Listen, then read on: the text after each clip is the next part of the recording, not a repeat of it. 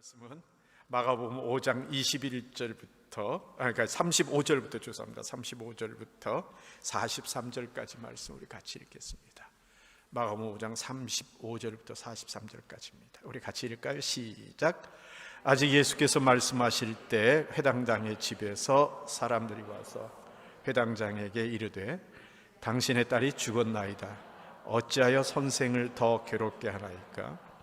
예수께서 그 하는 말을 곁에서 들으시고 회당장에게 이르시되 두려워하지 말고 믿기만 하라 하시고 베드로와 야고보와 야고보의 형제 요한 외에 아무도 데려감을 허락하지 아니하시고 회당장의 집에 함께 가서 떠드는 사람들이 심히 통곡함을 보시고 들어가서 그들에게 이르시되 너희가 어찌하여 이 아이가 죽은 것이 아니라 잔다 하시니 그들이 비웃더라.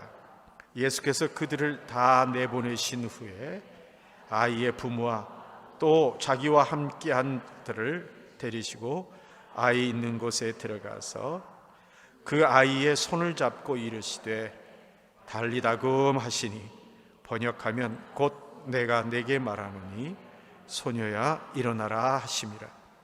소녀가 곧 일어나서 걸으니 나이가 12살이라. 사람들이 곧 크게 놀라고 놀라거늘 예수께서 이 일을 아무도 알지 못하게 하라고 그들을 명하게 하시죠. 이에 소녀에게 먹을 것을 주라 하시니라. 아멘. 여러분, 우리가 보통 이 자존감이라는 말과 자존심이란 말을 우리는 구분합니다. 그렇죠? 이태리어로 아우토스티마라고 말하나 이 자존감이 이 자존감을 우리는 참 좋은 거라고 생각을 합니다. 자기를 존중하는 마음을 이야기하는 거죠. 그런데 이 자존심이라는 것, 고르골리오라는 자존심이라는 것은 스스로 자기를 높이는 마음입니다. 그래서 우리가 자존감이 높다 이 말은 참 좋은 말로 사용되지만 이 자존심이란 말은 긍정적인 말로 쓰기는 성도고 자녀입니다. 그러니까 우리의 생명 안에는 예수 그리스도의 생명이 포함되어 있는 겁니다. 그래서 우리는 귀한 존재입니다. 하지만 우리가 그렇게 귀한 존재라는 사실 때문에 우리 스스로가 나 자신을 잠깐만 높이려고 하는 마음이 있다든가 겸손하지 않으려고 하는 겸손을 잊어버리고 사는 모습들이 있다면 그건 하나님이 원하시는 그런 모습은 아닙니다. 우리의 자존감은 교만함으로 변해버리고 맙니다. 여러분, 오늘 우리는요, 오늘의 말씀 속에서 예수님 앞에 엎드린 한 아버지의 모습을 지금 보게 됩니다. 우리 오늘 말씀의 21절부터 24절까지 말씀, 5장 21절부터 24절까지 말씀 우리 같이 한번 읽어보죠. 같이 읽을까요? 시작. 예수께서 배를 타시고 다시 맞은편으로 건너가시니 큰 무리가 그에게로 모이거늘 이에 바닷가에 계시더니 회당장 중에 하나인 야이로라 하는 이가 와서 예수를 보고 발 아래 엎드리어 간곡히 구하여 이르되 내 어린 딸이 죽게 되었사오니 오셔서 그 위에 손을 얹으사 그로 구원을 받아 살게 하소서 하거늘 이에 그와 함께 가실새 큰 무리가 따라가며 애워싸 밀더라. 이에 회당장이라는 그 직책은 성전이 없는 지역에 제사 드리는 거 빼놓고 나머지의 신앙생활을 돌보는 직책입니다. 그러니까 예배를 만들어가고 예배를 관리하고 회당 그 건물을 관리하는 그것을 담당한 존경받는 자리가 바로 이 회당장이라는 사람입니다. 그런데 그가 예수님이 배에서 내리자마자 예수님께 나와서 엎드려 절을 하면서 간구하는 모습이 나타납니다. 그때 예수님이 이미 종교 지도자들이라 다시 말하면 바리새인들, 사두개인들, 서기관들한테 이미 미움을 받고 있었고 그들이 예수님을 어떻게 죽일까 하고 음모를 꾸미고 있는 상황이었기 때문에 이 회당장이 예수님께 와서 머리를 숙이고 엎드린다는 것은 정말 참으로 어려운 결정이었을 거라는 것은 분명한 사실입니다. 이런 상황을 한번 생각해 볼 수가 있습니다. 여러분, 예수님께서 가버나움에서 병을 고치시는 일이 오래전부터 있었던 일입니다. 그렇죠? 그러니까 이 회당장이 예수님께서 병을 고쳐주신다, 어떤 병이든 고쳐주신다는 것을 모를 리가 없습니다. 심지어는 회당 안에서 예배 드리다가 귀신 들린 사람을 만난 그 사건이 마가복음 1장 23절에 나타나고 있고요. 또 마가복음 3장 1절에는 안식일에 회당 안에서 손마른 병 걸린 사람을 고쳐주신 사건이 있었던 것 성경이 기록하고 있습니다. 그러니 회당장이 그 사실을 모를 리는 전혀 없을 겁니다.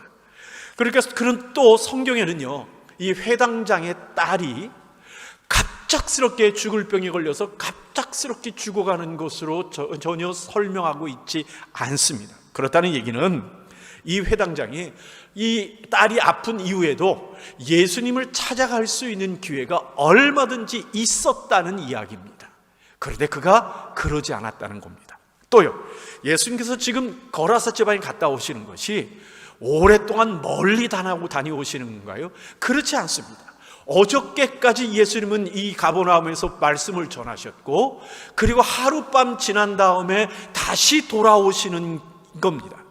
그러니까 예수님에게 찾아갈 수 있는 그런 상황은 언제든지 얼마든지 있었다는 사실입니다.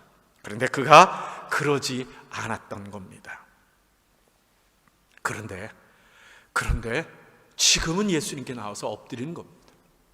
어쩌면 그 마음에는 있었고, 예수님을 찾아가고 싶어하는 마음, 딸을 위하여 예수님을 만나고 싶은 마음은 있었을지 모르지만, 그러나 여러 가지 상황, 자기 위치나 주변 사람들 관계 때문에 오지 못하고 있었을지도 모르겠죠.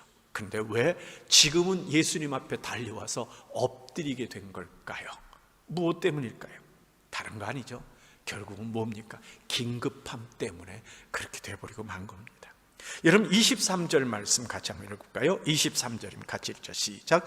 간곡히 구하여 이르되 내 어린 딸이 죽게 되었사오니 오셔서 그 위에 손을 얹으사 그로 구원을 받아 살게 하소서 하거늘. 예, 이제는 자기의 지위나 자기의 어떤 위치, 상황들을 돌아볼 그런 순간이 상황을 넘어서 버리고 말았습니다.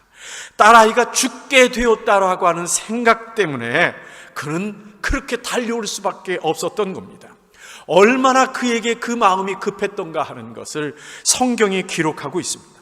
자, 보시죠. 그래서 예수님께 엎드렸어요. 그래서 예수님이 그 사람과 함께 가는데 사람들이 모여서서 밀치고 있었다고 합니다. 그 중에 우리가 지난주에 말씀 나왔던 것처럼 이 혈루증 걸린 여인을 만나서 그를 고치는 사건이 나타납니다. 그 기간이 얼마나 됐을까요? 시간이 얼마나 오래됐을까요? 얼마 되지 않았을 겁니다. 그 가는 길에 나타난 잠시 일어난 사건이기 때문에 그리 오랜 세월이 시간이 지나진 않았을 텐데, 그런데 35절 말씀에 보니까 그렇게 예수님 모시고 가는 도중에 무슨 일이 일어난 겁니까? 같이 읽을까요? 예수께서 그 하는 일을 아직 예수께서 말씀하실 때 회당장의 집에서 사람들이 와서 회당장에 이르되, 같이 읽죠. 시작. 이르되 당신의 딸이 죽었나이다. 어찌하여 선생을 더 괴롭게 하나이까? 그렇습니다.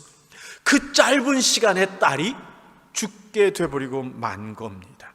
그러니 예수님께 이 회당장이 찾아왔을 때 얼마나 긴급하고 절실했던가 하는 것을 우리는 생각해 볼 수 있는 겁니다. 결국은 상황의 절박함에 몰리게 되자 예수님을 태운 배가 오기도 전에 나와 있다가, 그리고 예수님이 도착하자마자 그 앞에 엎드려서 예수님을 초청하였습니다. 예수님의 손이라도 그 딸에게 얹으면 나을 수 있겠다고 하는 그 마음의 믿음으로 그가 예수님께 달려오게 된 겁니다. 결국 뭘까요? 절박함이 믿음을 더 확고하게 일으키게 된 상황이 된 겁니다. 때로는 우리들에게 하나님을 믿고 하나님에 대한 확실한 고백을 하는 우리들에게도 이런저런 삶의 상황이나 또 마음에 갖고 있는 여러 가지 복잡함이나 내가 이미 가지고 있는 지식이나 경험들 때문에 하나님께 달려가지 못하는 경우들이 우리에게 종종 있기도 합니다. 그런데 그 주저함을 끊어버리는 결정적인 그러한 이유들이 있을 때가 있습니다. 뭡니까? 긴급함과 절실함입니다. 여러분, 머뭇거린다는 것은 갈까 말까 머뭇거린다는 건 뭘까요? 아직 여유가 있다는 얘기일 겁니다. 이것저것 생각할 시간에 기회가 아직도 남아있다는 얘기입니다. 하지만 결국 긴급한 때가 다가오고 절실한 때가 오게 되면 하나님 앞에 달려나오게 되는 거죠. 그렇지 않고는 더 이상의 기회가 없기 때문에 그러기도 합니다. 어쩌면 하나님은요, 우리를 절실한 자리에 놓으실 때가 있는 것 같아요. 왜요? 그래야 하나님 앞에 달려나오는 그런 우리들의 모습을 가질 수 있기 때문에 그렇습니다. 평상시에 하나님과 관계를 항상 잘 맺으면서 언제나 하나님 앞에 엎드려 하나님 앞에 묻고 살아가는 성도는요, 그 상황에 이 긴급한 어떤 어려움들을 많이 경험하지 않습니다. 자주 경험하지 않습니다. 그런데 어떤 성도들은 자주 경험합니다. 그 차이가 무엇일까 하는 것을 우리는 생각해 볼 필요가 있습니다. 둘째로, 그런데 예수님과 함께 자기 딸에게로 가던 이 회당장에게 다시 믿음의 큰 위기가 찾아왔습니다. 여러분, 35절부터 41절까지 우리 같이 한번 41절까지 같이 한번 읽어볼까요? 시작. 아직 예수께서 말씀하실 때 회당장의 집에 사람들이 와서 회당장에 이르되 당신의 딸이 죽었나이다. 어찌하여 선생을 더 괴롭게 하나이까? 예수께서 그 하는 말을 곁에서 들으시고 회당장에게 이르시되 두려워하지 말고 믿기만 하라 하시고 베드로와 야고보의 형제 요한 외에 아무도 따라옴을 허락하지 아니하시고 회당장의 집에 함께 가사 떠드는 것과 사람들이 울며 심히 통곡함을 보시고 들어가서 그들에게 이르시되 너희가 어찌하여 떠들며 우느냐? 이 아이가 죽은 것이 아니라 잔다 하시니 그들이 비웃더라. 예수께서 그들을 다 내보내신 후에 아이의 부모와 또 자기와 함께한 자들을 데리시고 아이 있는 곳에 들어가사 그 아이의 손을 잡고 이르시되 달리다 굼 하시니 번역하면 곧 내가 네게 말하노니 소녀야 일어나라 하십니다. 계속 읽어볼까요? 소녀가 곧 일어나서 걸으니 나이가 12살이라 사람들이 곧 크게 놀라거늘 예수께서 이 일을 아무도 알지 못하게 하라고 그들을 많이 경계하시고 이에 소녀에게 먹을 것을 주라 하시니라. 예. 자신의 사회적 어떤 체면 또는 권위, 그리고 심지어는 어떤 종교 지도자들의 비난까지도 다 감수하면서 예수님께 엎드려서 자기 딸의 생명을 구원해달라고 간구함을 통해서 결국은 예수님과 함께 예수님 모시고 자기 집으로 가게 된 겁니다. 사람들이 애워싸고 군중들이 함께 가는 그 모습도 마음에 들지 않았을 겁니다. 왜요? 군중만 없으면 더 빨리 딸에게로 갈 수 있을 텐데 하는 생각이 그 아버지에게 조급한 마음이 왜 안 들었겠습니까? 그러다가 예수님께서 가시다 갑자기 서시네요. 그리고 사람들을 둘러보시더니 뭐라 그러냐면 내 옷 누가 만졌어? 하고 사람을 찾으시는 겁니다. 그러니 이 머물러 선 그 예수님의 모습을 보면서 이 회당장은 얼마나 마음이 답답하고 당황했을까요? 제자들도 그 서서 옷 만진 사람 찾는 예수님을 보며 어이가 없어서 당황해 하는데 이 회당장은 얼마나 더 당황할까 하는 생각을 우리는 해볼 수 있는 겁니다. 아니, 옷 좀 만진 게 그게 뭐가 문제라고요? 아니, 그냥 가실 수는 없는 건가요? 왜 옷 좀 만진 것 때문에 서서 사람을 찾나요? 옷 만진 것이 그렇게 중요한 문제인가요? 우리는 그렇게 생각해 볼 수 있습니다. 가만히 예수님의 모습을 보면 혹시 중하고 가벼운 것을 구분하지 못하거나 여유가 있고 긴급한 것을 지금 구분하지 못하고 계시는 건 아닌가요? 이 시점이 언젠데 서서 옷 만진 사람 찾고 있느냐 말입니다. 그러더니 한 여인이 와가지고 그 앞에 엎드립니다. 얘기를 하는 거 보니까 어쨌든 옷 만져서 병이 나았다는 얘기를 한 겁니다. 나았잖아요. 그러면 나았으면 끝내면 되잖아요. 왜 나았는데도 불구하고 그 여인을 붙잡고 이러저런 얘기를 하고 있는 겁니다. 얘기를 듣다 보니까 어이가 없고 화가 나고 답답한 마음이 들기도 하고, 그 옷을 만진 그 여인이 밉기도 하는 마음이 아마도 그 아버지의 마음속에는 들었을 것 같습니다. 그러다 결국 일이 생겨버리고 마는 겁니다. 그렇게 예수님께서 그 여인하고 얘기하는 도중에 집에서 사람이 와서는 딸이 죽었다고 얘기를 하는 겁니다. 그리고는 이제 예수님 안 오셔도 된다고 얘기를 합니다. 여러분, 이게 얼마나 분노스러운 일일까 하는 생각을 한번 해보십시오. 물론 생각해 보십시오. 혈루병 걸린 여인이 만나서 예수님과 대화하는 그 시간이 그리 길지 않았을 겁니다. 그런데 그 사이에 죽었다고 연락이 왔다면 아마도 예수님이 그 집으로 가는 도중에도 그 딸아이는 죽었을 가능성이 충분히 있는 겁니다. 그렇죠? 그런데 열심히 가다가 죽었다고 소식을 듣는 거하고요, 이런 한심한 상황에서 이 죽었다는 얘기를 듣는 거하고는 실은 너무나 상황이 다른 이야기입니다. 그렇죠? 하늘이 무너지는 것 같은 생각이 들 수 있단 말입니다. 자기가 모든 것을 포기하고 회당장이고 존경받는 사람임에도 불구하고 예수님 앞에 엎드렸는데도 결과가 이렇게 돼버리고 만 겁니다. 여러분은요, 이런 상황에 이르게 된다면 어떤 마음, 어떤 생각을 가지실 것 같습니까? 혹시 마음속에 분노가 일지 않겠나요? 그래서 뭔가 내 분노를 풀어버릴 어떤 그 비난의 대상을 찾지는 않을까요? 그래서 마음속에 또 한 마음속에는 후회감이 넘칠 겁니다. 아니, 조금만 더 일찍 왔더라면, 조금만 더 일찍 갔더라면 하는 그 마음속에 자기를 원망하는 생각이 들었을 수도 있었을 겁니다. 그런데 예수님의 말씀은 더 어이가 없습니다. 여러분, 35절에 죽었나이다 라고 와서 얘기를 하네요. 이 죽었나이다라는 말은 과거형입니다. 그 말은 다시 일어날 수 없도록 이미 사건이 종료되고 끝났다는 말을 하는 겁니다. 그런데 예수님께서는 36절에서 뭐라고 그러시냐면 두려워하지 말고 믿기만 하라고 말씀하시네요. 이 말은 시제가 현재형입니다. 헬라에서 현재형은 반복되는 것을 의미하는 그러한 진행형을 이야기하는 겁니다. 어떻게 해요?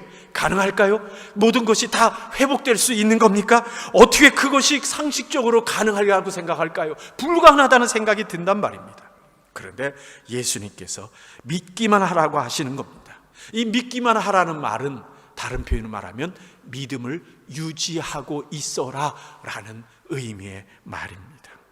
예수님은 도대체 무엇을 근거로 이런 말을 이 회당장에게 하는 것일까요? 예수님이요, 따르는 무리들을 그대로 놔두고 제자 3명만 데리고 그 집으로 찾아가십니다. 그런데 가보니까 그 집은 이미 초상집입니다. 말씀에 보니까요, 이미 그 초상 장례를 치르고 있는 준비를 해서 움직이고 있는 겁니다. 이스라엘에게는요, 이스라엘 사람들에게는 이 장례 호곡꾼이라는 직업이 있습니다. 어떤 직업이냐면 어느 집이 장례를 치르게 되면 가서 대신 울어주는 사람들이 있습니다. 돈 받고 울어주는 겁니다. 울어주는 사람들은 다 여자들이라 그럽니다. 그 여자들이 가서 그 집에 가서 막 슬퍼서 울어주는 겁니다. 또 누가 오느냐면 피리 부는 사람들이 있는데 그 사람들을 불러다 그 집에서 장례 내내 피리를 불게 한다고 합니다. 그래서 그 우는 소리가 크고 그리고 피리 부는 소리가 크면 그 집은 장례를 잘 치르는 집이라고 하는 그런 문화적 생각들이 있다는 겁니다. 오늘 그 마태복음 9장 23절 말씀에 보니까 거기 보니까 벌써 사람들이 그런 호곡꾼들이 와가지고 이미 장례를 시작한 모습을 보여주고 있는 겁니다. 모두가 딸의 죽음을 예비하고 있었던 것 같아요. 죽기만 하면 불어오려고 대략 생각을 하고 있었던 것 같고, 그리고 다른 사람들은 다 그 딸이 다시 살아날 것에 대한 소망을 다 내려놓고 있었던 것 같습니다. 오직 아버지만 그 소망을 버리지 않고 예수님께 달려갔던 모습을 우리가 여기서 느끼게 되는 겁니다. 그런데 오늘 말씀에 보면 이 아버지와 다른 사람 사이에 묘한 모습이 하나 있습니다. 그게 뭐냐면요, 이 아버지가 예수님에게 딸 구해달라고 뛰어갔을 때 아마도 주변의 사람들이 막았던 것 같아요. 아마 어쩌면 그 전부터 이 회당장은 예수님께 찾아가고 싶었는데 주변의 사람들이 막았었던 것 같아요. 두 가지 때문에 그런 생각을 해보게 되는데, 첫 번째는 딸이 죽었다는 것을 그 회당장에게 찾아와 얘기하는 시간이 그리 도시가 크지 않기 때문에 크지 않을 텐데도 불구하고 가보니까 이미 울고불고 하고 있는 그 모습을 보니까 사람들은 다 죽을 거 예상하고 가지 말라고 그랬던 것 같고요.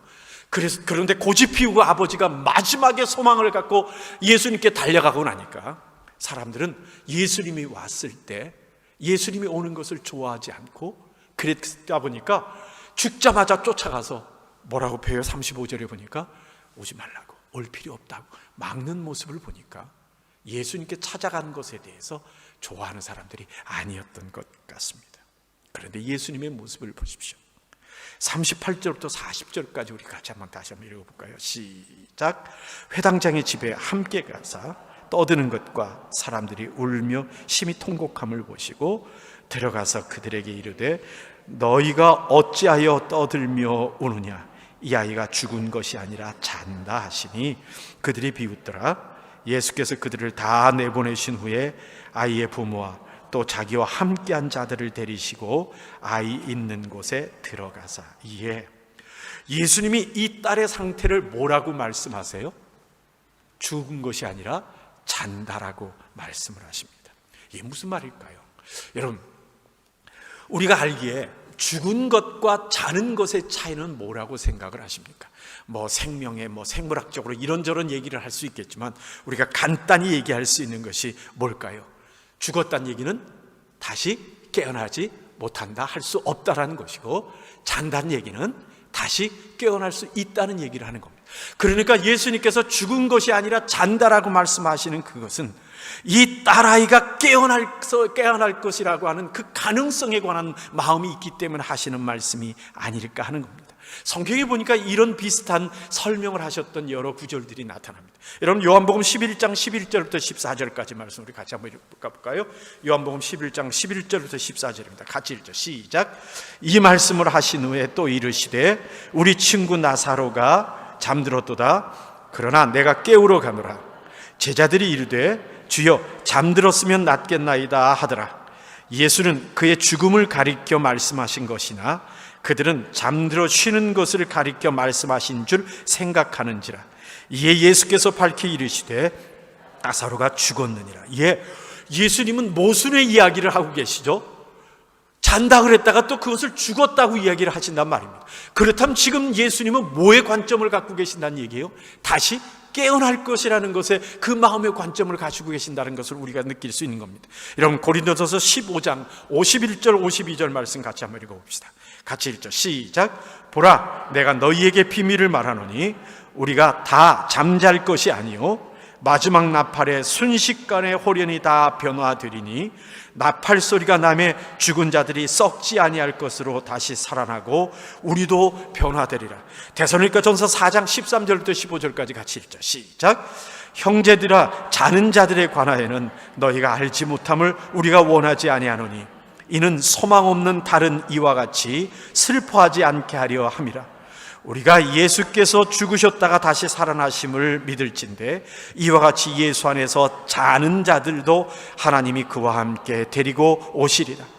우리가 주의 말씀으로 너희에게 이것을 말하노니 주께서 강림하실 때까지 우리 살아남아 있는 자도 자는 자보다 결코 앞서지 못하리라.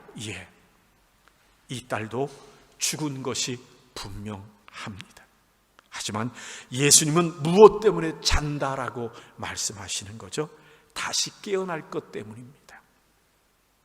깨어날 것이기 때문에 잔다라고 말씀을 하셨고, 다시 깨어나 만날 딸이기 때문에 울고불고 하지 말라라고 지금 예수님께서 그들을 다 내보내셨던 겁니다. 40절 말씀에 같이 사람들이 비웃더라라고 표현하는 것 같이 사람들이 예수님을 조롱합니다. 예, 그 반응은 당연할 겁니다. 왜요? 그들은 살아오면서 그렇다는 사실을 한 번도 배워본 적이 없는 겁니다. 죽은 사람이 다시 살아나는 것을 경험해 본 적도 없는 겁니다. 그들 스스로가 다시 죽은 아이가 다시 살아난다는 것을 어느 것을 통해서도 배운 적도 없기 때문에 그들의 마음속에서는 예수님이 하시는 그 모습이 비웃을 수 있는 이유가 충분히 있는 겁니다. 문제는 뭘까요? 다른 거 아닙니다. 그렇게 말씀하시는 분이 누구기 때문에요? 하나님이시기 때문에 그러합니다. 맞습니다. 예수님은 하나님이십니다. 그런데 그들은 예수님을 하나님으로 믿지 않고 있기 때문에 예수님의 오심도 믿지 않았고 예수님의 말씀도 믿지 않고 예수님의 이 명령도 그들의 마음속에 듣지 않고 예수님이 그 방에 들어가시는 것도 그들은 비웃는 모습을 가질 수밖에 없는 겁니다. 요한복음 11장 39절 말씀 우리 같이 한번 읽어볼까요? 같이 읽죠. 시작. 예수께서 이르시되 돌을 옮겨 놓으라 하시니 그 죽은 자와 누이 마르다가 이르되 주여 죽은 지가 나흘이 되었음에 벌써 냄새가 나나이다. 예, 예수님께서 나사로의 무덤을 찾아가셨을 때 그 무덤을 막고 있는 그 돌을 굴리러 치우라고 말씀을 하시죠. 그러자 그 누이 마르다가 하는 얘기가 그겁니다. 주여 죽은 지가 나흘이나 되었으니 벌써 냄새나지 않겠습니까? 이 말은요, 믿음이 없는 자의 모습에선 당연할 수 있는 말일 수 있습니다. 그래서 예수님은 회당장 야이로에게 두려워하지 말고 믿음을 유지하라 라고 말씀을 하시는 겁니다. 예수님께서 그 소녀의 손을 잡으셨어요. 그리고 달리다 굼 하고 말씀을 하셨습니다. 여러분, 이 달리다 굼이란 말은 아람어입니다. 아람어는 그 당시에 유대 사람들이 일상 삶에서 사용하는 언어입니다.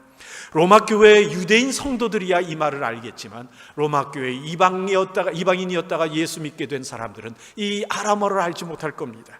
그래서 이 마가는 좀 더 실감나게 생생하게 전달하려고 예수님이 직접 하셨던 말인 달리다 쿰이란 말을 사용을 하고는 그 뒤에 그 말의 의미를 해석해 줍니다.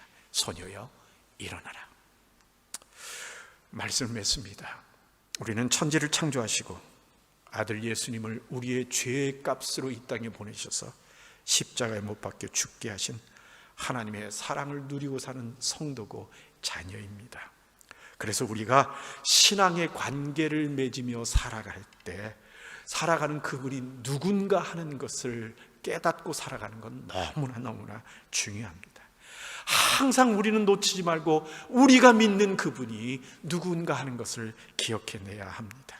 그 하나님에 대한 사랑이 분명하고 그분 앞에서 우리가 그것을 고백할 수 있게 되면 그러면 우리는 그 앞에서 머뭇거리지도 않을 것이고 두려워하지도 않고 믿음을 유지할 수 있게 될 겁니다. 사람들 앞에서 존경받는 회당장인 것도 중요하지만 하나님의 앞에서라면 그 어떤 것도 엎드리는 일을 막을 수 있는 이유가 없다는 사실을 우리는 깨달아야 합니다. 이 세상 지식이나 세상의 경험이 중요할 수도 있겠지만 그러나 우리에게 행하실 분이 하나님이시라면 그 어떤 생각도 우리는 믿음으로 바꿔야 합니다. 상황이 나를 속일 수 있고 시간이 나를 속일 수 있고 사람들이 나를 속일 수 있습니다. 그러나 내가 만나고 있는 분이 바로 하나님이시라면 우리는 모든 두려움을 중단하고 믿음을 유지해야 합니다. 왜요? 하나님의 능력과 은혜가 내 믿음의 이유이기 때문에 그렇습니다. 상황이 변했다고 우리가 어느 순간에 두려움에 빠지게 된다는 건 하나님이 누구신지를 잊고 있다는 말을 증명하는 걸 겁니다. 상황이 변하고 갑자기 그러니까 이 어려움이 생기면 순간적으로 내 마음속에 두려움이 훅 하고 와서 내가 휘청거릴 수 있을지 모릅니다. 그러나 곧바로 하나님을 기억함으로 우리가 믿음을 유지하는 사람이 되어야 그것이 바른 성도의 모습입니다. 얼마나 심각한가, 그리고 얼마나 이 문제가 오래되었던가 하는 그것이 하나님 앞에서는 근심할 조건이 되지 않습니다. 예수님은요, 우리의 절망적인 상황을 보시면서, 우리 앞에 놓여있는 그 절망적인 상황을 보시면서 죽은 것이 아니라 잔다라고 말씀하실 겁니다. 그리고 우리에게 두려워 말라, 믿기만 하라 라고 하실 겁니다. 도중에 폭풍이 분다 하더라도, 결국 죽었다 하더라도 예수님이 믿으라 하신다면 그냥 우리의 믿음을 유지하는 그것이 하나님의 자녀의 바른 모습일 겁니다. 그리고 그것이 우리가 은혜의 기적을 볼 수 있는 길일 겁니다. 아멘이십니까? 아멘입니다. 한번 따라합시다. 믿으라 하시면 믿습니다. 믿으라 하시면 믿습니다. 가슴에 손을 얹고 믿으라 하시면 믿습니다. 우리 옆에 앞뒤 사람 쳐다보면서 믿으라 하시면 주먹 쥐고 믿습니다. 아멘. 아멘. 우리 한번 같이 기도합시다.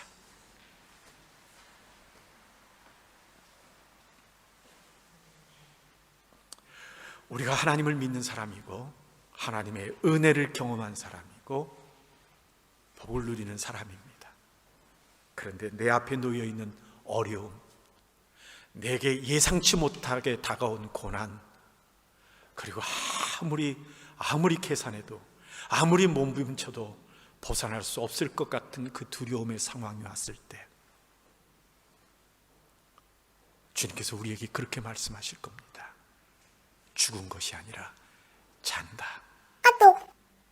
우리가 하나님 앞에 고백할 것은 그걸 겁니다. 내가 비난대에 처한다 하더라도 두려워하지 않고 하나님을 믿을 수 있는 그 믿음을 가져야 내가 부한대에 처할 때 그때도 하나님을 기억할 수 있게 될 겁니다. 이 시간 우리 하나님께 기도합시다. 내 앞에 놓여있는 상황, 그것이 죽음의 소식으로 다가온다 하더라도 주님이 믿으라 하시면 믿겠습니다. 믿음을 유지하겠습니다. 흔들리지 않겠습니다. 도리어 그 모든 것을, 그 상황과 그 조건들을 하나님 앞에 더 성장하는 기회로 만들고 하나님과 더 깊은 관계를 만드는 길로 가겠습니다. 하나님 나에게 은혜 주시고 내가 그렇게 고백하게 하시고 하나님 앞에 믿음을 유지하고 흔들리지 않는 나의 모습 되게 하여 주시고 빨리빨리 하나님께로 회복되는 내 모습 되게 해 주시옵소서. 우리 같이 이 시간 기도하는 시간 갖기로 원합니다. 기도하겠습니다. 아버지 하나님 감사합니다. 하나님께서 함께 해주셔서 아버지 하나님 은혜 주시고 아버지 하나님 도와주시고 하나님께 이끌어 주시길 간절히 소원합니다. 아버지 하나님 함께 해주셔서 하나님의 마음을 함께 하옵소서. 아버지 하나님 아버지 하나님, 우리 성도들의 마음속에 하나님 놀라운 능력과 하나님 인도하여 주시옵소서. 하나님의 은혜 가운데 설 수 있게 인도하여 주시길 간절히 아버지 하나님, 아버지 하나님 가운데 힘쓰면서 어려움스도 주님을 찾게 하시고 주님을 경외하면서 아버지 주시길 간절히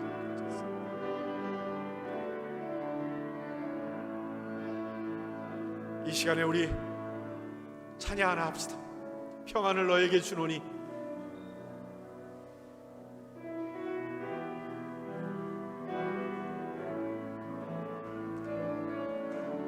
평안을 너에게 주더라.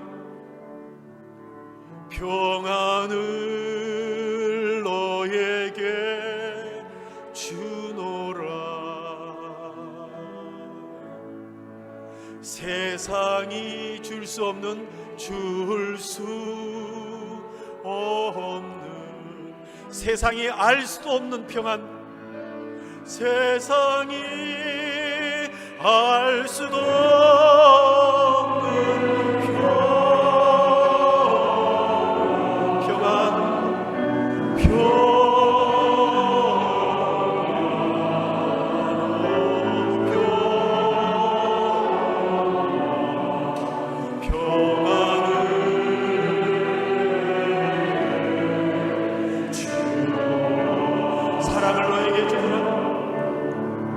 사랑을 너에게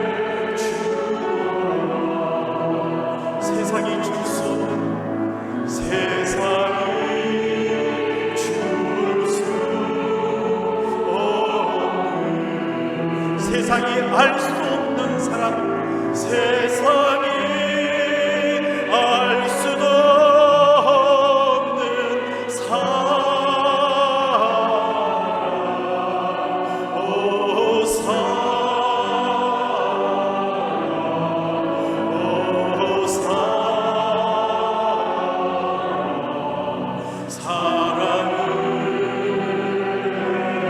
평안을 너에게 주노라. 우리 가슴에 손을 얹고 찬양해 봅시다.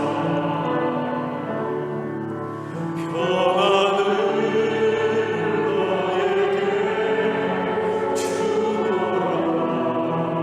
세상이 줄 수 없는, 세상이 줄 수 없는, 세상이 알 수 없는 평안, 세상이 알 수도 없는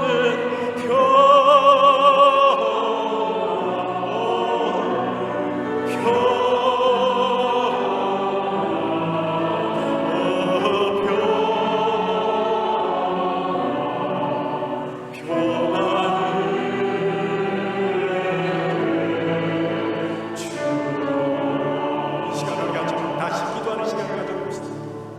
이제 얼마 남지 않은 시간이에요. 좋은 소식들이 이리저리 들리고 있습니다.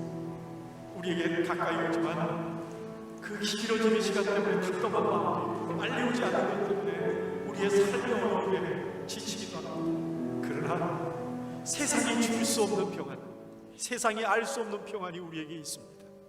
똑같은 조건에서 세상 사람들은 더 힘들어하고 어렵고 좌절할지 모르지만 우린 주님 때문에 평안을 누리고 주로 인하여 평안한 삶을 살아갑니다. 아버지 하나님, 내게 평안을 주시고 흔들리지 않는 평안을 주시고 끊임없는 평안을 주시옵시고 샘솟는 평안을 허락하여 주옵소서. 우리 자녀들에게도, 우리 가족들에게도, 우리 성도들에게도 아버지 하나님 그 평안을 허락하여 달라고 우리 같이 한번 기도하는 시간 갖기를 원합니다. 같이 기도하겠습니다. 아버지 하나님 감사합니다. 하나님께서 은혜를 주셔서 우리에게 주시는데 아버지 하나님, 아버지 하나님 믿음으로 인한 평안 허락하여 주십시오. 하나님으로 인하여 살게 하나님 돌봐주시며 그 어떤 순간에도 흔들리지 않게 하시옵시고 아버지 하나님, 사탄이 아버지 하나님 우리 마음을 흔들어 할지라도 세상 사람들의 이야기들이 우리를 흔든다 하더라도 결코 흔들리지 않는 우리 되게 하여 주셔서 아버지 하나님, 아버지 하나님 그 나머지 시간 마지막 순간까지 아버지 하나님 평안을 잃지 않는 우리 되게 하나님 인도하여 주옵소서. 그리함으로 아버지 하나님 조급함에서 벗어나게 하시고 그리함으로 우리가 아버지 하나님 통전에서 벗어나게 하시고 그리함으로 우리가 아버지 하나님 앞에 주저앉는 곳에서 일어날 수 있게 인도하여 주시옵시고 두려움과 걱정에서부터 벗어날 수 있도록 아버지 하나님 우리에게 하나님의 은혜의 은혜를 허락하여 주옵소서.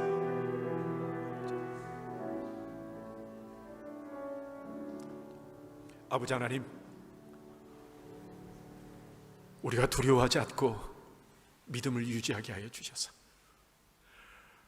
정말 세상 사람들이 줄 수 없고 어떤 것으로도 채워질 수 없고 알 수 없는 그 평안을 우리가 소유하게 하여 주셔서 나머지 기간 동안도 평안하게 하여 주시고 우리 자녀들이 그 부모의 평안을 보고 믿음을 배울 수 있게 하나님 돌보아 주시옵시고 또 주변 사람들이 우리의 평안 때문에 예수를 만나는 은혜도 허락하여 주시옵시고 주님께서 주신 그 평안을 유지함으로 그 터널이 끝난 뒤에 허둥지둥 실수하는 우리들 되지 않고 잘못 선택하지 않는 우리 되도록 아버지 하나님 우리에게 하나님의 성령의 은혜를 더하여 주옵소서. 예수님 이름으로 기도하옵나이다. 아멘.